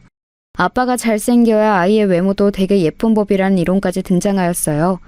그런 얘기까지 들었을 때 저는 저와 사귀는 것도 안 사귀는 것도 아니었던 애매한 사이에 남편에게 적극적으로 들이대기로 결심했던 것이죠. 사람이 어리버리하고 좀 우유부단한 것 같은데 하지만 언니들이 한 말이 너무 그럴싸해서 무시가 안 돼. 이왕이면 잘생긴 남자하고 결혼하자.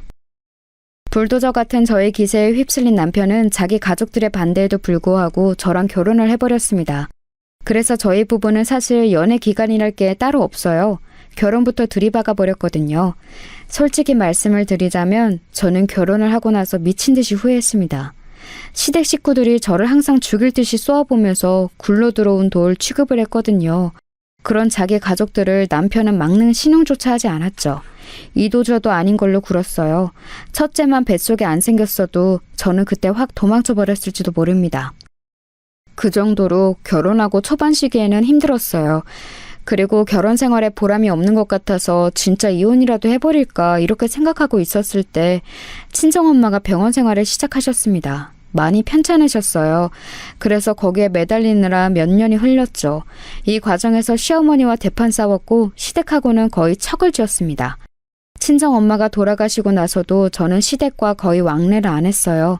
물 흘러가듯 그저 정 하나로 열심히 사는 결혼 생활이었습니다.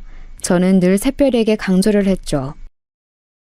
너는 무조건 너를 최우선으로 두는 남자하고 결혼을 해야 돼. 알았지? 그리고 자기 며느리 아낄 줄 모르는 시부모가 있는 시댁이라면 아예 시작도 하지 말아야 돼. 새별이는 그럴 때마다 무조건 알겠다고 대답했습니다. 자기가 제대로 된 신랑감을 훗날 고를 거라고 했어요. 원래 공부머리가 없었던 새별이는 저의 전폭적인 지원을 받아서 제법 괜찮은 대학도 갔습니다. 괜찮은 신랑감 고를 만한 군번은 되고도 남았죠. 그런데 어느 날 드디어 결혼하고 싶은 남자가 있다고 말을 해와서 저를 놀래켰습니다. 사귀고 있던 그 남자친구를 제가 알았는데 결혼 상대로는 별로라고 저는 여겨왔거든요. 새별이보다 나이도 너무 많은 편이었고 남자가 너무 소극적이고 조용한 것이 왠지 믿음직스럽지 못했어요. 하지만 새별이는 자기 주장 안 내세우고 착한 그 남자가 결혼 상대로 마음에 든다고 했고 조용하고 나긋한 그 남자의 부모도 마음에 든다고 그랬습니다. 제가 만나 뵙고 나니까 사돈댁이 정말 인상은 좋더라고요. 딸처럼 아껴주겠다면서 부디 결혼을 허락해달라고 사돈댁에서 저에게 거의 읍소를 해왔습니다. 저는 고민하다가 결국 그 결혼에 찬성표를 던져주고 말았네요. 애지중지 키워온 동생이 결혼을 갑자기 해버리니까 가슴이 허했어요. 기분이 이상하더라고요. 그런 저를 잘 아는 것인지 새별이는 결혼하고 나서 행복한 신혼생활의 이야기를 저에게 꼬박꼬박 전해왔습니다. 점치고든 신혼집에 입주하기까지 기간이 꽤 남아 있었기에 새별이는 자기 시댁에서 몇 달을 지내기로 했어요. 저는 그 생활이 괜찮을까 싶어서 걱정이 되었고 새별이와 연락이 잘 되는 것을 위안으로 삼았습니다. 제가 신혼생활을 방해하는 걸까봐 연락을 내킬 때만 주말 같은 때만 해도 된다고 그랬네요. 그러고 나서 몇 주가 평화로이 지났죠. 그런데 좀 미심쩍은 일이 벌어졌어요. 그건 바로 새별이와 연락이 안 되기 시작한 것이었습니다. 달콤한 신혼생활을 보내고 있는 것 같다는 뉘앙스의 안부 인사를 주고받은 게 마지막이었어요. 그 후로 나흘 동안 제가 새별이와 연락을 안 했다는 점이 문득 떠올라서 메시지를 보내놨었죠. 밥은 먹었냐고, 오늘 하루도 파이팅하라고 그런 내용을 보내놓았는데 답장이 없었습니다. 그때는 지금과 같은 스마트폰이 없었으니 당연히 카카오톡도 없었죠. 당초에 제가 보낸 메시지를 읽었는지 안 읽었는지 알 길이 없으니까 이튿날에 제 속이 답답해지더군요. 그래서 전화를 걸었습니다. 그랬더니 어랍쇼? 전화를 안 받더라고요. 애가 결혼하고 나서 저에게 아무런 말도 없이 뭔가 새로운 활동이라도 시작했나, 어디 멀리 외출이라도 한 건가 이런 짐작만 섰었네요. 잘 지낸다면 상관이 없었지만 연락이 안 되는 건 조금 속상했어요. 신호음이 멀쩡히 가는 건 전화키를 켜놓기는 했다는 거니까 아마 바쁜 사정이 있을 확률이 높았죠. 메시지를 또 보내놓았는데 답장이 없길래 제가 하루가 더 지나서 다시 전화를 걸었습니다. 그런데 웬걸요? 희한하게도 사돈 어른께서 전화를 대신 받으셨습니다.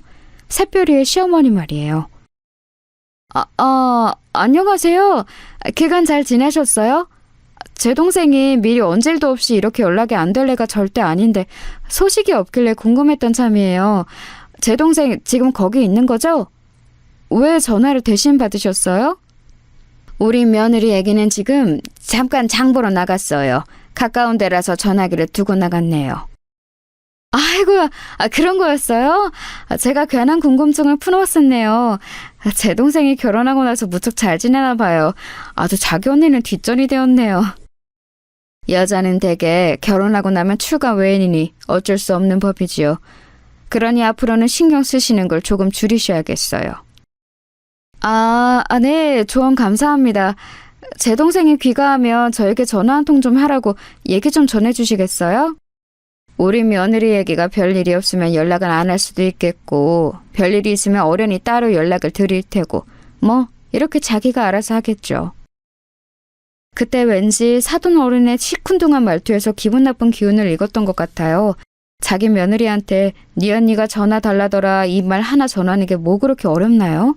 그렇게 하겠다 안 하겠다 이렇게 대답만 하시면 될 것이지 쓸데없이 빙빙 돌려 말씀하시면서 저에게 은근한 공격을 가하시는 것 같아서 기분이 팍 상했습니다. 그렇다고 이런 일로 성질을 부리는 것은 말도 안 되는 일이고 꾹 참고서는 평화롭게 통화를 종료했었네요.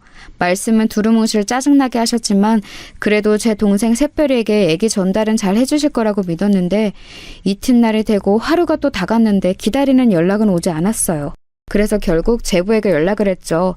이제 거의 오기 부리는 심정이었습니다. 샛별이에게 직접 너 왜 연락이 없냐고 당장 물어보지 않으면 속이 답답해서 미칠 지경이기도 했네요. 밤에 갑자기 불쑥 전화를 해서 미안해요. 제부, 지금 샛별이하고 같이 있죠? 샛별이 좀 바꿔주세요. 제가 그렇게 말을 했을 때였어요. 제부의 당황해서 우물쭈물하는 소리가 들려왔고 희미하지만 분명히 수학의 너머에서 샛별이의 목소리도 살짝 들려왔어요.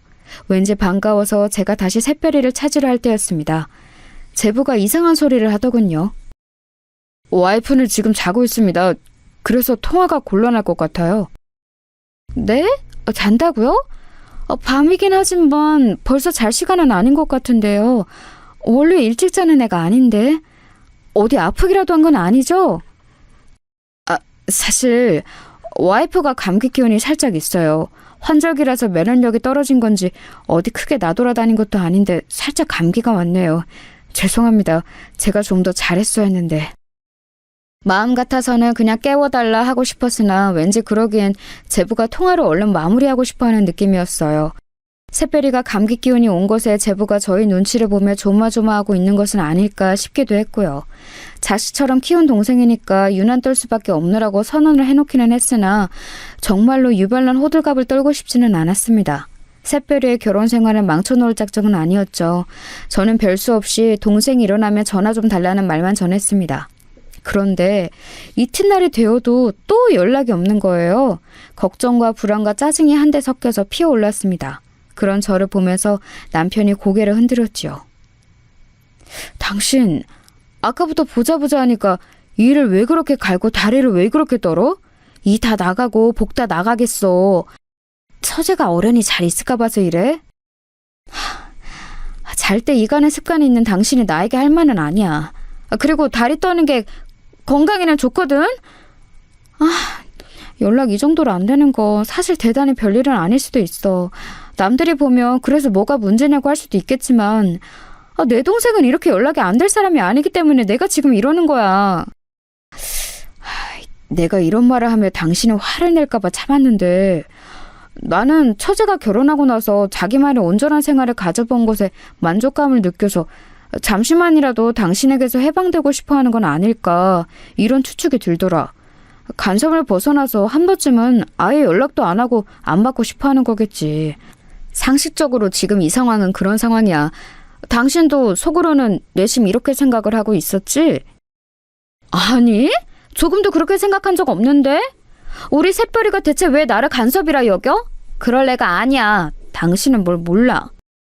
당신은 처제가 늦둥이 동생이기 때문에 자식만을 애틋하게 키워봐서 그러는 거야. 원래 자기 자식을 다 안다고 부모는 과신하잖아. 그런 거랑 똑같아. 샛별이는 나를 자기 인생의 대장이라고 여기면서 자란 애야. 내가 걔를 밀어주면 걔는 착실하게 앞으로 나아가면서 으쌰으쌰 잘 살아왔어. 당신이 알지 못하는 우리 자매만의 역사가 있고 유대관계가 있으니까 헛다리 짚지 마셔. 저는 남편에게 어림도 없다는 듯 굴었지만 사람 마음이라는 게 강철처럼 아주 단단할 수는 없는 법이더군요. 겉으로 티는 안 내어도 깊은 속으로는 진짜일까? 내 동생이 지금 나를 잠시나마 벗어나고 싶은 존재로 여기는 걸까? 이런 생각이 들어서 가슴이 찰렁 내려앉았습니다. 저희 애들도 저에게 그러더라고요. 이모는 이미 다 큰 성인인데 자기 인생의 이막을 찾아서 결혼까지 했는데 제가 너무 쓸데없는 걱정을 하면서 지금 참견 중인 거라고 말입니다. 남편과 자식들이 다 비슷한 말을 하니까 저도 약간 자중이 되긴 했죠. 차분하게 마음을 가라앉히고 샛별이가 먼저 연락을 주기로 기다렸습니다. 기다림의 미학이라는 표현도 있잖아요. 그걸 실천하기로 했던 거죠. 하지만 지금 한 달을 채우도록 연락이 없는 건 좀 너무한 거 아니야? 차분하게 마음을 가라앉히기는 개뿔. 안 되겠어. 누가 나를 간섭쟁이로 욕을 하고 비웃든 말든 상관없어. 이런 답답한 심정을 안고 지내느니 저질러 버리는 게 낫지. 당장 쳐들어간다. 그러나 제 성격상 실천의 결심은 얼마 가지 않았고 차키를 집어들고 말았습니다. 왜냐하면 제보 또한 연락이 안 되고 있었기 때문입니다. 왠지 제 연락을 피하는 것 같다는 생각이 들었어요. 차로 2시간 걸리는 거리를 저는 1시간 40분 만에 돌파하여 새별이가 있는 곳에 도착을 하였습니다. 새별이의 시댁이기도 했지요. 거침없이 현관 앞으로 가서 초인종을 눌렀습니다. 새별이의 시어머니 사돈 어른이 응답을 하시더군요. 불쑥 찾아온 방문객의 정체가 저인 것을 아시자 인터폰 너머로 왠지 흠칫하시는 게 느껴졌어요. 동생 만나러 왔다고 했더니 없다고 하더라고요. 제가 문이나 열라고 그랬죠. 먼 길 왔는데 인터폰으로만 대화하고 있는 건 좀 아니었으니까요. 사돈 어른도 그리 생각하기는 하셨는지 잠시 후 현관문을 열어주셨습니다. 처음에는 분명 결이 가득한 얼굴로 문을 딱 여셨는데 살벌하게 가라앉은 제 얼굴을 보시더니 약간 주춤하시면서 안색을 바꾸셨어요. 제 귀에 눌리신 모양이었습니다. 굉장히 난처한 표정으로 눈썹을 축 내리시면서 제 동생이 없으니까 지금은 곤란하다고 하시더군요. 우리 며느리 애기가 아침 일찍부터 약속이 있다나 뭐라나 그러면서 외출하고 지금은 없어요. 어떡하죠? 어떡하기는 뭘 어떡하나요? 제가 안에 들어가서 동생을 기다리면 되겠죠. 굳이 그러실 것은 없는데요. 여기 근처에 카페 하나 크게 생겼는데 거기로 가시겠어요? 제가 차 한 잔 사드려도 좋고요. 옆으로 비켜주시는 게 저한테는 더 좋을 것 같습니다. 저리 좀 비켜주세요. 저는 짜증스럽게 사돈 어른을 옆으로 밀치고서 집 안으로 발을 들였어요. 사돈 어른이 저를 말리고 자시고 할 새도 없이 저는 성큼성큼 집 안을 활보하며 샛별이와 제부의 공간을 찾았습니다. 가정 안쪽에 있는 부부 침실 문득 딱 열었을 때였어요. 제가 너무 놀라서 그 자리에서 일단 굳어버렸네요. 언니? 언니가 맞은 거야? 언니 나 여기 있었어. 나 좀 도와줘. 새별아, 너 이게 뭘 그리 지금 이게 뭐야? 다쳤어? 이 엄청난 기부스들은 대체 무슨 약물인데 어쩌다 이랬어? 언제 이랬어? 연락은 왜 안 됐어? 침대에 비스듬히 눕듯이 앉아있던 제 동생은 오른팔과 오른다리에 두툼한 기부스를 하고 있었습니다. 상상도 해본 적 없던 상황에 제가 진짜 기가 막히더라고요. 설마 이렇게 크게 다친 후였다니. 병원에 입원을 하고 있는 쪽이 더 어울릴 만한 기부스들이었는데 집에서 이런 몰골로 처박혀 있었다니 너무 어이가 없었습니다. 그런데 곧 더한 사실이 샛별의 입을 통해서 밝혀졌어요. 내가 연락을 하고 싶어도 할 수가 없었어. 휴대폰을 어머님이 가져가 버리셔서 언니나 다른 사람에게 연락하면 가만 안 두시겠다고 그런 엄포를 놓으시고는 돌려주지 않으셨어. 뭐라고? 미친 거 아니야? 연락을 왜 못하게 해? 저기요, 이것 보세요. 이게 대체 어떻게 된 일입니까? 제 동생이 팔다리를 죄다 다쳐서 이런 꼴이 되었는데 왜 제가 몰라야 했던 거죠? 게다가 한쪽 팔다리가 다 이렇게 됐으면 당연히 거동이 불편한데 왜 목발이고 뭐고 주변에는 아무것도 안 보여요? 저는 눈이 돌아가서 아연 실색을 하며 방 안의 풍경을 바라보고 서 있던 사돈 어른을 향해 외쳤습니다. 사돈 어른은 입을 꾹 다문 채로 저를 답답하게 만드시더니만 이내 어쩔 수 없었다고 작은 목소리로 중얼거리셨죠. 그때 샛별이가 눈물을 흘리며 울기 시작했어요. 제가 와줬으니 이제 지옥 탈출이라고 여겨져서 눈물이 터진 것이었죠. 서럽게 엉엉 울면서 저에게 그간의 이야기를 해줬는데 오늘아 짓뭉개진 발음이었지만 핵심을 이해하는 것에는 큰 어려움이 없었습니다. 제부가 이런 거라고? 둘이 말다툼하고 있을 때 제부가 너를 확 밀치는 바람에 네가 이렇게 다친 거라고? 그래놓고서 너에게 이혼을 당할까봐 네가 나에게 일러 바치면 내가 사다를 내놓을까봐 그걸 계속 작정하고 숨겨온 거야? 병원에서부터 너를 감시했었다고?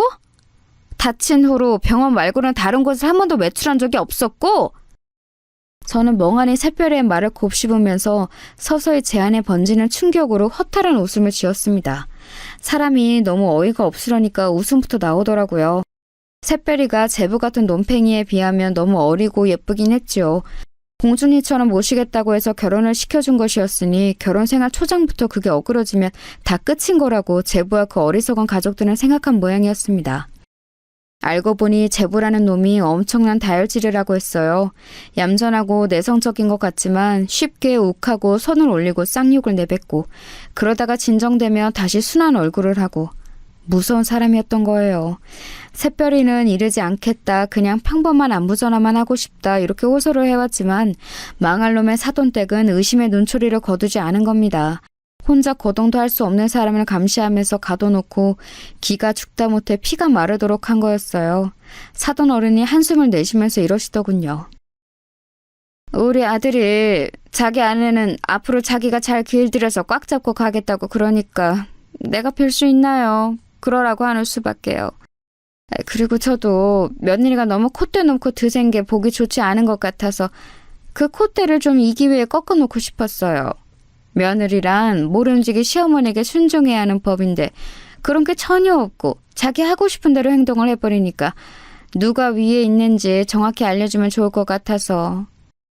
그게 무슨 개소리예요? 말 같지도 않은 말은 하지도 마세요. 어르고 달래서 어떻게든 결혼을 성사시킬 때까지는 이런 마음이 아니셨을 텐데요. 화장실 갈 때와 나올 때가 다른 게 사람 마음이라지만 아무리 그렇다고 해도 이건 지나치신 거 아닌가요? 며느리 사랑으로 최고가 되겠다고 하셨던 분은 대체 어디로 가신 거죠? 그게 다 입에 발린 소리들이었고 진심이 없는 감언이설이었다니. 그런 것에 속아 넘어가서 제가 제 동생을 이딴 집구석에 시집을 보냈다니 저는 지금 제 혀를 씹고 싶은 심정입니다. 이러니까 저희가 더욱 그랬던 거예요. 너무 유별나게 그렇게 동생을 위하고 싸고 도시니까 저희도 나름의 조치를 취할 수밖에 없었던 거라고요. 며느리는 이제 저희 집안 식구인데 그것을 용납하지 않으실 것 같아서 그랬습니다. 네? 싸고 돌긴 뭘 싸고 돌아요? 어디 김밥 싸요? 도시락 싸요? 거참 표현을 이상하게 하시네. 제가 분명 말 같지도 않은 말은 하지 마시라고 했을 텐데요. 노망 나셨나 보네요. 조기 치매가 오셨네. 새별아, 나는 네가 벌써부터 치매가 온 시어머니 모시고 살기에는 너무나도 젊고 아깝다고 생각하는데 너는 어떻게 생각하니? 제가 낮게 이를 갈면서 말을 하자 훌쩍거리고 있던 새별이가 우는 것을 멈추더니 고개를 번쩍 들어서 자기 시어머니를 똑바로 쳐다봤어요. 그리고 다음 순간 제 동생 새별이가 취한 행동에 상황임을 잊고 저는 웃음이 터질 뻔했습니다. 새별이가 멀쩡한 왼손을 들어서 손가락 부분만 기부스 밖으로 나와 있는 오른손을 움직이더니 기부스 끝으로 오른 손가락에 중지를 들어올린 거예요. 제가 키운 동생에게서 난생 처음 보는 손가락 욕이었습니다. 기부스 사이로 가운데 손가락을 들어올린 새별이가 눈을 부릅뜨고 말했어요. 어머님, 이거나 잡수세요. 그리고 꺼지세요. 그러자 사돈 어른이 삽시간에 얼굴이 벌겋게 달아오르더군요. 마음 같아서는 깽판을 쳐놓고 싶었으나 새별이를 챙기는 것이 우선이었기에 저는 얼른 부축에 나섰습니다. 목발도 없이 사람을 이렇게 방치해놨다니 새별이를 힘겹게 부축하는 동안 욕이 나오더라고요. 사돈 어른은 이대로는 못 간다면서 절대 못 보내니까 자기 아들이 올 때까지만이라도 있어야 한다고 박박 우겨댔어요. 그래서 제가 그 면상 앞에 꽉 쥔 주먹을 들이밀었죠. 한마디만 더 하면 주먹으로 응당하겠다는 표시였습니다. 불쑥 들이밀어진 주먹에 놀란 사돈 어른은 엉덩방아를 찌우며 주저앉았습니다. 세게 엉덩방아를 찌으신 것인지 바로 일어나지 못하시고 허리를 부여잡으며 고통스레 신음을 하셨어요. 그러거나 말거나 저는 새별이를 챙겨서 그곳을 빠져나가기에 급급했네요. 웬 정신나간 집안에 잘못 걸려서 그간 마음고생 몸고생 다 하고 있었을 제 동생을 생각하니 짠하기도 했고 미안하기도 했습니다. 내가 너무 미안하다 새별아. 진작에 찾아왔어야 했는데 네가 너무 잘 지내느라 나에게 연락을 일부러 안 할 수도 있다고 여기고서는 지금까지 시간을 지체해버렸어. 내가 잘못이었어. 아니야, 괜찮아. 하나도 안 늦었어. 다친 사람을 이렇게 고립시켜 놓은 남편 시대. 그렇다면 내가 다 나은 후에는 어쩌려고 이러는 것인지, 그 안에 나의 길을 팍팍 죽여놓으려고 이러는 것인지 정말 감이 안 잡히는 이상한 사람들이라서 황당했고 무서웠는데 그래도 꿋꿋하게 버틸 수 있었던 건 언니가 나를 찾으러 와줄 거라는 믿음이 있어서였어. 왜냐하면 언니는 내 대장이잖아. 대장이라면 반드시 멋지게 출동해 줄 줄 알았지. 새별이는 그렇게 말하며 씩씩하게 웃어 보였지만 눈가에는 눈물이 다시 맺혀 있었죠. 그야말로 황당한 일련의 과정을 지나는 동안 그 속이 얼마나 갑갑하고 두려웠을까요? 우선 병원부터 향했고 며칠 입원을 하는 것으로 정했습니다. 안락하게 병원에 누워있으니까 새별이가 얼굴이 편안해지더라고요. 그리고 우물쭈물하면서 저에게 심정을 고백해왔어요. 사실은 제가 탐탁지 않아 하는 결혼을 한 것이기 때문에 금방 이렇게 저를 실망시키면 안 될 것 같아서 자기가 그 상황에서도 가만히 있었던 것도 있다고 그랬어요. 저에게 나쁜 소식을 안겨주고 싶지 않았던 거예요. 그 마음이 뭔지는 알 것 같아서 차마 나무랄 수 없었습니다. 제가 한숨만 쉬고 있으려니까 샛별이가 민망한 분위기를 없애고 싶었는지 기부스를 가리키면서 이제는 진짜 병기다운 병기가 됐다며 장난을 치더군요. 먼저 밝게 구는 샛별이를 외면할 수 없어서 저도 장단을 맞춰줬네요. 저희 남매가 서로 웃고 떠드는 걸 보며 가슴을 쓸어내린 사람 바로 제 남편이었습니다.